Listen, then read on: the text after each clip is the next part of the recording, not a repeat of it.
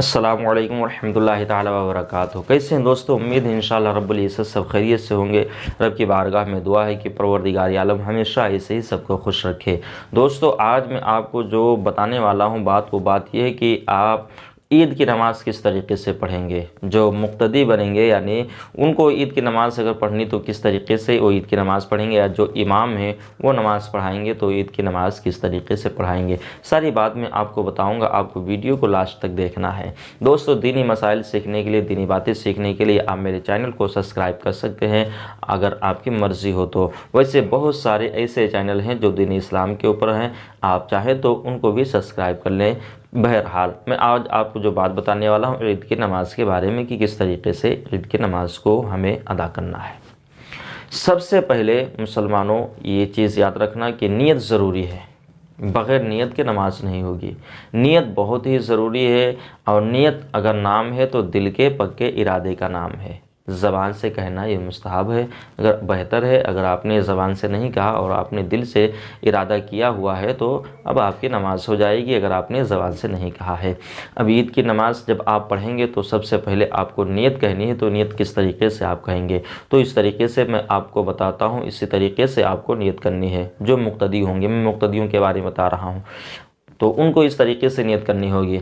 नियत के मैंने 2 रकात नमाज ईद उल फित्र वाजिब माँ ज़ायद 6 तकबीरों के वास्ते अल्लाह ताला के, पीछे इस इमाम के, मुँह मेरा काबा शरीफ की तरफ, अल्लाह अकबर।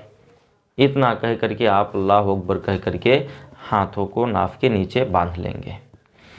एक मरतबा फिर मैं आपको बता रहा हूँ। नियत के मैंने 2 रकात नमाज ईद उल फित्र वाजिब माँ ज़ायद 6 तकबीरों के वास्ते अल्लाह ताला के, मुँह मेरा काबा शरीफ की तरफ, अल्लाह अकबर।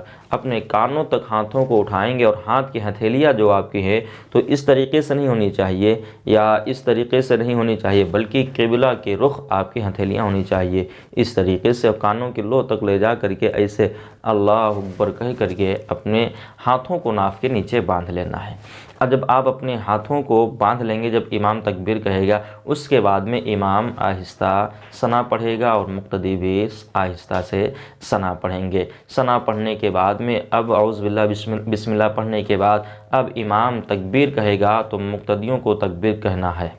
इमाम के तकबीर कहने के जस्ट फ़ौरन थोड़ी देर बाद, यानी साथ ही में कहेंगे तो भी हो जाएगी, लेकिन इमाम से पहले आप अपनी आवाज़ को पूरी ना करें, बल्कि इमाम के कहने के बाद में अपनी आवाज़ को आप मुकम्मल करें। इमाम जब सना पढ़ेगा, सना पढ़ने के बाद में अब जो है तकबीर कही जाएगी। तकबीर कैसे कही जाएगी? अल्लाह अकबर कह करके आप हाथों को उठाएंगे, अल्लाह अकबर कह के अपने हाथों को नीचे छोड़ देंगे। ये आपकी एक तकबीर हो गई। दूसरी तकबीर के लिए फिर अल्लाह अकबर कह करके कानों तक हाथ उठाएंगे और फिर छोड़ देंगे। ये आपकी दूसरी तकबीर हो गई। तीसरी तकबीर में अल्लाह अकबर कह के आप हाथों को बांध लेंगे, इमाम भी अपने हाथों को बांध लेगा, और अब बाद में क़िरात होगी। क़िरात होगी यानी सूरह फातिहा पढ़ी जाएगी। इमाम सूरह फातिहा पढ़ेगा। सूरह फातिहा पढ़ने के बाद में कोई दूसरी सूरत पढ़ेगा और फिर अल्लाह अकबर कहते हुए रुकू में जाएगा। फिर अपने एक रकात को उस तरीके से आप मुकम्मल करेंगे जिस तरीके से आप दूसरी नमाज़ों में, फ़र्ज़ नमाज़ों में इमाम के पीछे अदा करते हैं। ये अब आपकी एक रकात हो गई। अब दूसरी रकात के लिए जब आप खड़े होंगे तो खड़े होने के बाद में सबसे पहले आपको जो काम करना है वो काम ये है कि अब आप चुप्पे खामोशी के साथ खड़े रहेंगे। जो मुक्तदी होंगे कुछ नहीं बोलेंगे, सिर्फ खामोशी से इमाम की क़िरात को सुनेंगे। इमाम क़िरात करेगा, जो कुछ करना है इमाम को करना है। इमाम क़िरात करेगा, सूरह फातिहा पढ़ेगा। सूरह फातिहा के बाद में अब वो कोई सूरत दूसरी पढ़ेगा। पढ़ने के बाद फिर अब यहाँ पे तकबीर कहनी है। याद रखिए, यहाँ पे तकबीर कहनी है। अल्लाह अकबर कह करके आप अपने हाथों को नीचे कर लेंगे। ये आपकी एक तकबीर हो गई। दूसरी मरतबा अल्लाह अकबर कह के अपने हाथों को आप नीचे कर लेंगे, आपकी 2 तकबीर हो गई। फिर अल्लाह अकबर कह करके आप जो है अपने हाथों को नीचे छोड़ देंगे, ये 3 तकबीर हो गई। चौथी तकबीर में बग़ैर हाथ उठाए हुए आप रुकू में चले जाएंगे इमाम के साथ में, यानी कि इमाम भी रुकू में जाएगा तभी तो आप रुकू में जाएंगे। तो अब आप रुकू में जाएंगे, फिर हस्बे मामूल जिस तरीके से नमाज दीगर अदा की जाती हैं इसी तरीके से अपनी नमाज को आप मुकम्मल करेंगे। इमाम अगर नमाज़ पढ़ा रहा है तो वहाँ के ऊपर अब इमाम नमाज़ पढ़ाने के बाद में अब दुआ नहीं करेगा। याद रखिए, दुआ नहीं करेगा। सलाम फेरने के बाद अब खुतबा पढ़ा जाएगा। खुतबा ईद फित्र पढ़ा जाएगा, उसको खामोशी के साथ में सभी मुसलमानों को सुनना ये वाजिब है। खुतबा सुनना ये वाजिब है और ईद फित्र की नमाज भी वाजिब है। खामोशी के साथ में आप खुतबा सुने और ख़ुतबा सुनने के बाद अब इमाम जो है दुआ करेगा सबके लिए, आप भी दुआ करें, आमीन कहें।